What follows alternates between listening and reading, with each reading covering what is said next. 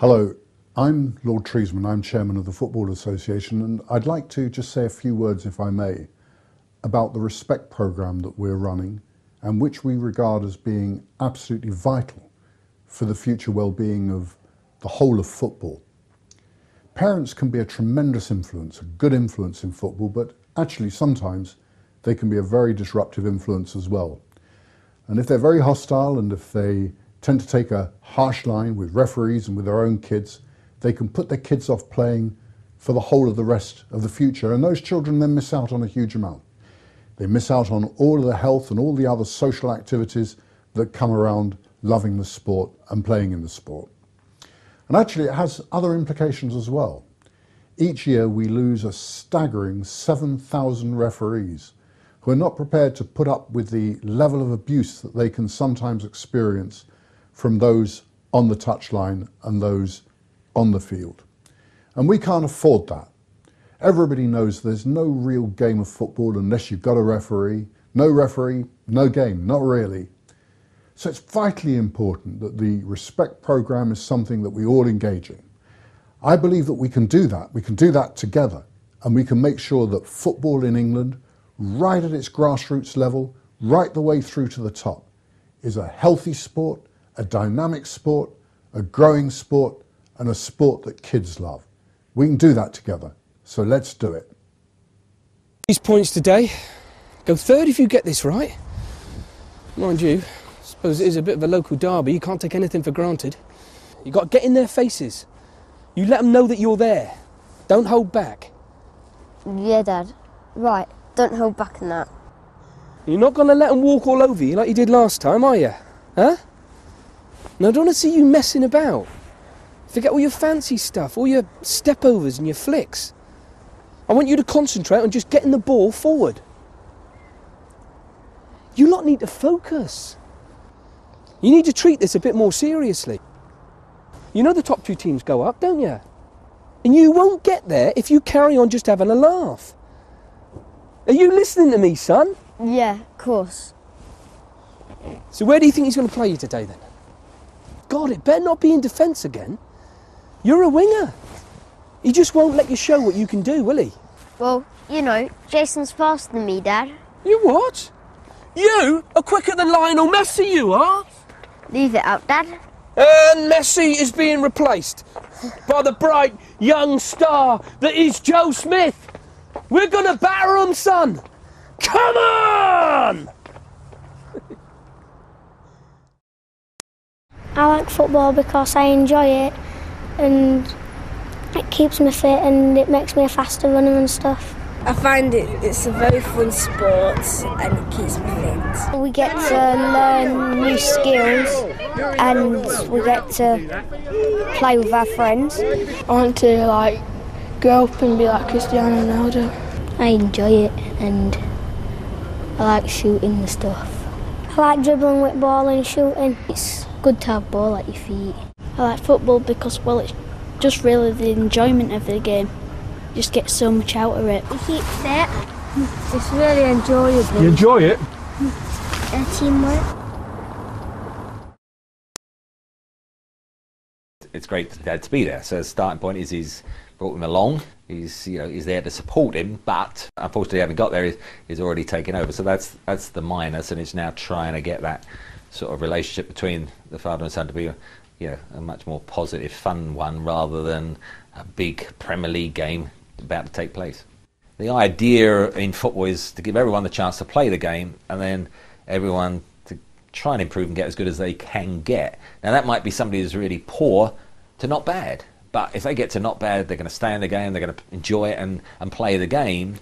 So it's just trying to maximise anyone's potential, whatever that level is, and let's not set the benchmark without even giving the youngsters a chance to see what they're capable of. Otherwise, it all becomes unrealistic, and they'll go out the game far too early because they already feel, the intense pressure, the expectation is too much from them.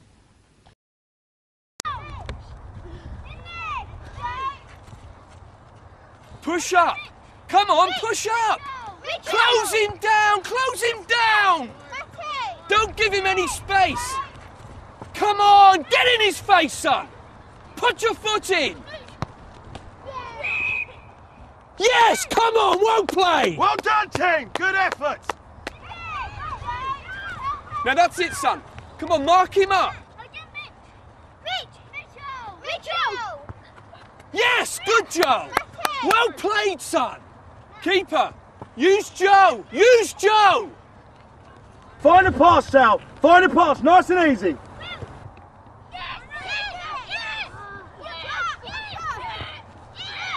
Yeah, so that's it, son. No, Joe, man on. It's a... Oh, fuck. Fuck.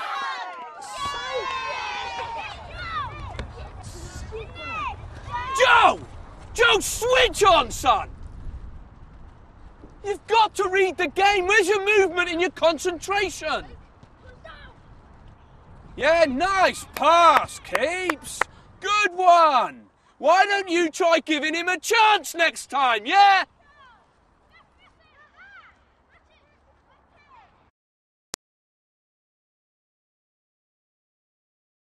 I was really crap today, right in front of my dad. I am pleased that he watches me play. It's just... at least he cares. Nathan's dad just stands there. He doesn't even cheer or nothing. At least my dad shouts. Everyone was looking at him today, and that's embarrassing. He's normally really nice. I know he used to play and he knows a lot about football, even as much as the coach, I think, so he always tries to help me. I think maybe he wishes I was better at football.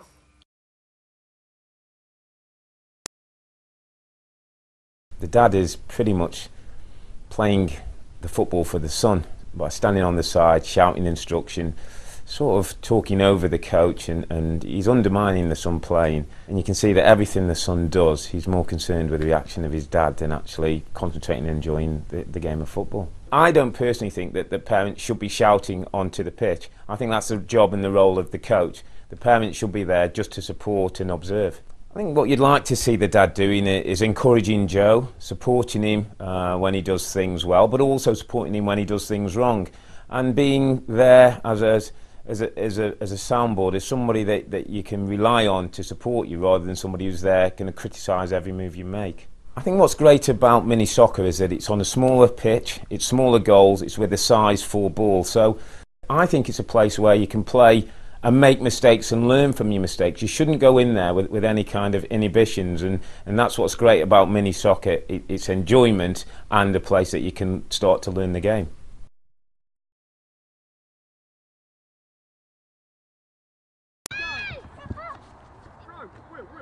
Our ball, that's our ball! Stay out wide. Come on, give him an option, son, give him an option.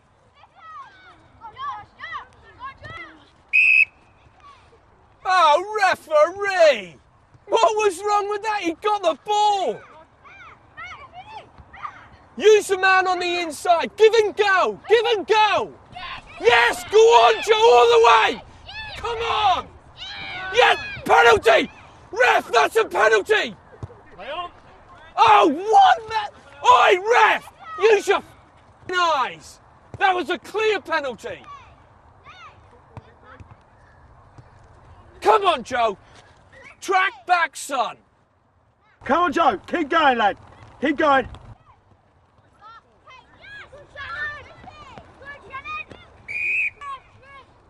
Oh, what is wrong with that? Oi, ref. Yeah, nice one. How much are they paying you? Don't worry about it, Joe. This bloke is giving us nothing.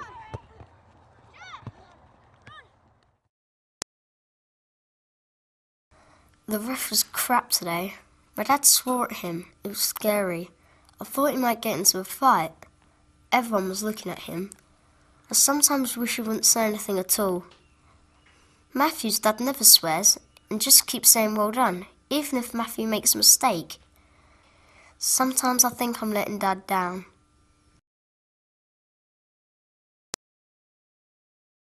Well, there's no doubt that the pressure he's putting on does not improve the performance of the young lad.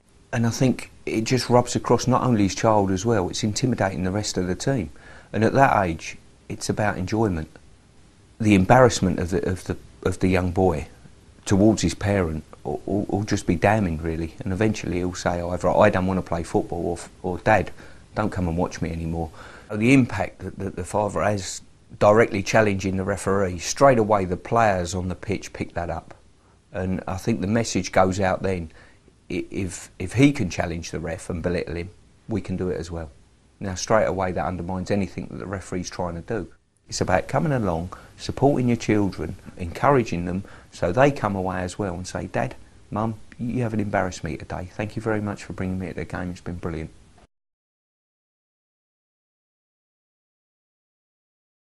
Told you before about keeping your head up, haven't I? How are you going to see who's around you if you're looking at the ground? We've got to do some more work on your first touch. You're giving the ball away too often. Mind you, that was a hospital pass. Who is that keeper?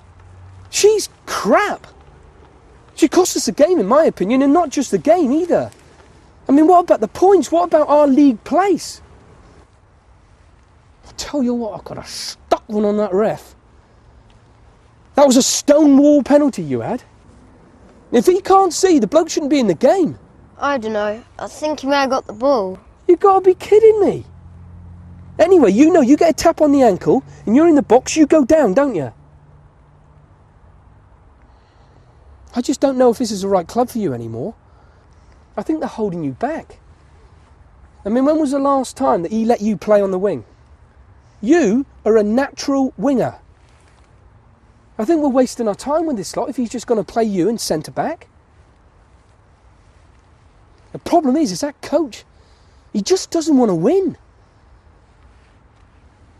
I tell you what, when we get home, I'm going online. I'm going to see if I can't find you another club.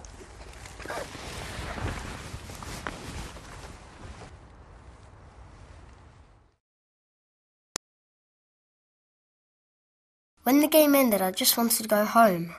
Dad was getting angry with the ref and coach. It was so embarrassing. Matthew and his dad were looking at us like we were weird. Dad is always on at me about my game and how I've got to improve, but I just like playing. I want it to be fun. I don't care where I play. And I don't want to change clubs. All my friends are here. I think Dad thinks I'm going to be better than I really am. I do like football, but not as much as him.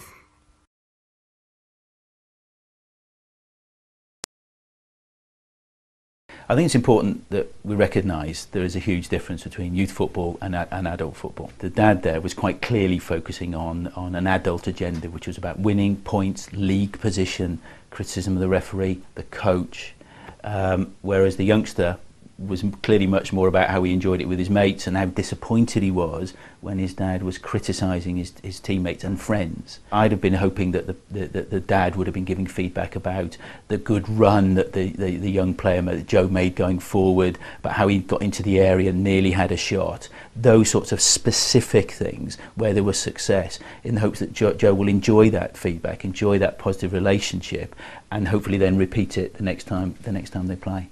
Best practice is about encouraging fun, enthusiasm and player development, so that we prepare them with the best skills, the best technique, the best confidence, so when they go to older football and adult football, they can take those with them and be successful.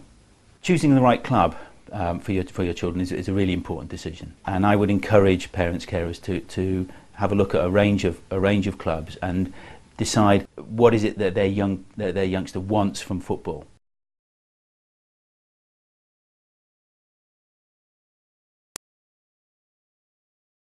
Of course, we expect people to react when we make a decision. We expect people to react in a certain way, maybe in disappointment, maybe in agreement.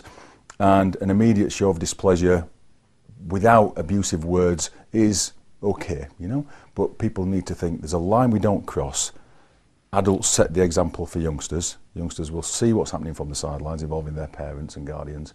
And if it's unchecked, then they will emulate that on the field of play as well. The latest figures suggest that something like 7,000 referees walk away from refereeing each and every year, and therefore, you know, we're getting a lot of games whereby there's no qualified, neutral referee available to take charge of that game, and that's affecting the quality of the football that's being played. And pretty much without a referee, there's no real game. I see far too often too much pressure being put on youngsters to win at all costs, and really winning is not the key thing, is it? It's about the enjoyment. There's recriminations for a lost game, for the way the child played, for the club not being good enough, for the teammates not being good enough. So there's enthusiasm would be, okay, well, what do you think went wrong in the game? Do you think we could improve it by? And let's look forward to the next game. At grassroots level, it's all about enjoyment, and it shouldn't be about performance, and especially with the younger age groups, 8, 9, 10, they need to be free to enjoy the football, to be able to try things. If they feel that they daren't try something in case they're not performing, they're not going to develop. And if those skills and that child are in the right hands of a positive coach that has the welfare of that child at heart as a primary concern alongside their development, the talent will show through.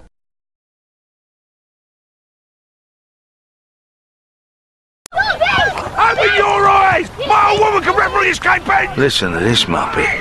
Every week he does this, screaming and shouting at the ref. Ref! Ref! That's a yellow card, ref! Card him! Yellow card him, ref! Yellow card, mate! Well, you want to learn the rules? How are these kids supposed to learn the game if you don't know the game? He's an animal. Give him a yellow card. You're an animal. He deserves a card. Look at him, the ref. He gives up his Saturday mornings to do this. Now, was it the right decision? It might have been, it might not have been. Who knows? We all make mistakes. You mug! Would you take this at work? OK, thank you. No, don't thank me. Thank you. Just clear the playing area, please. You ain't got a clue. All right. Clown. You see, Dad's trying to live out his own dreams for his son. Stevie! Come on, son! Plenty of art! Plenty of art! Get ready, son! Rubs in it! What's the matter with you? That's a suicidal ball! And how's he supposed to learn if he can't make his own mistakes? How many times have I got to tell you? Blow it up, get after it! Come on, son. Not exactly setting a good example, is he? Referee, you're not watching the game, mate. You're watching me. You ain't going to see nothing here. Watch the game. It's no wonder we're losing so many refs when we're having to put up with people like Jet the Biscuit here every week. Come on, Stevie. You're running about like a chicken with no egg. Liven it up. And it's no wonder thousands of kids give up the game either. We carry on like this, we won't have a game left. Ref! Ref?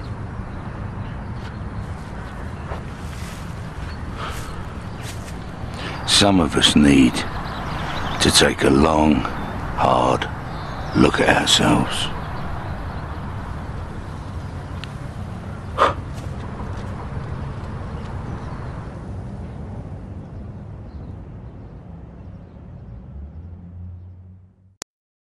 How much abuse do you have to put up with each week? You! You know, people shouting at you. Get out there and do it! Having a pop. You ain't got no commitment, son! Swearing and that. I am bloody sick of it! What? None? You ain't showing pride! That's because you wouldn't put up with it, would you? You let yourself, Dad! I mean, people like you and me, we wouldn't stand for it, would we? You let the team, Dad! But then... You let me, Dad! We're not kids, are we? This is the last time! The last time! Look at me! Did you know? You don't want it enough! Over half our young footballers... Now you get out there and you fight for the ball! Have to put up with pressure. Go on, make me proud! And abuse. You ain't got nothing, son! From their elders. Why don't you just grow up? And betters. And it's time we gave it a rest.